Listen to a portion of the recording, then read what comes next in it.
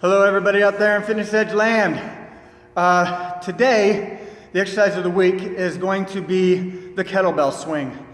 This is a fantastic exercise that really works your core and your big muscles like your glutes and your quads. Mostly your glutes, your biggest, your strongest muscles in the body.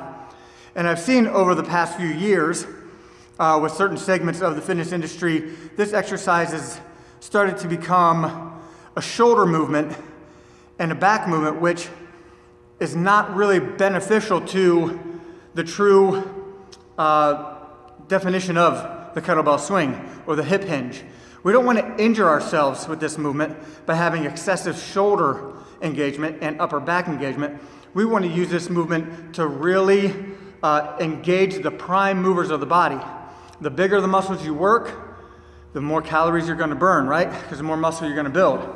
I use this at least 3 days a week as a post-workout finisher to really help burn some extra calories, get my EPOC high, so I can keep having a lot of calorie burn throughout the day.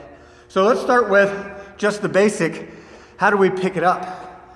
So we're gonna start with the kettlebell between our feet, our legs about shoulder width apart, and all we're gonna do is hip hinge. Okay? All I'm trying to do is push that butt back with a slight knee bend. I don't want to do a squat into this motion. All right? This isn't a squat move. It's a hip hinge and a thrust. So all I'm doing is the kettlebell is just a little bit behind my feet, about in my arches. And I'm just going to hip hinge to push my butt back. That engages that rear chain, engages the lower back. I'm going to contract my abs and get strong, and then just reach down and grab the bell. Pulling it up to about calf level. And when you start, you're going to have very little arm movement. And as you continue to move, as you continue to thrust forward, that bell's going to get a little higher and higher based on the momentum that you're able to generate. So we're just starting with a hip thrust, okay? I'm stopping it here for effect, but it's back, hips forward, hips back, hips forward.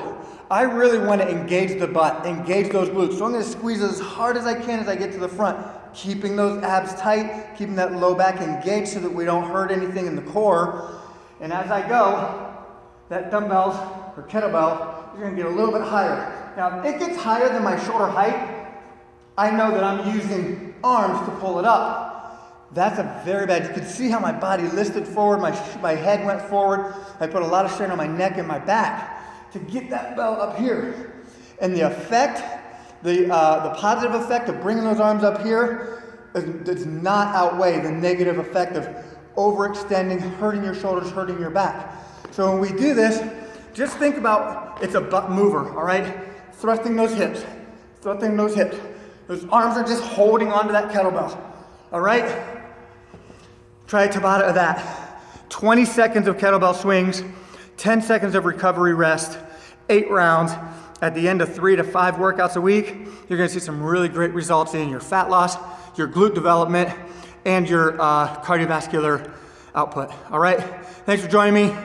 Try this kettlebell swing today. We'll talk to you later.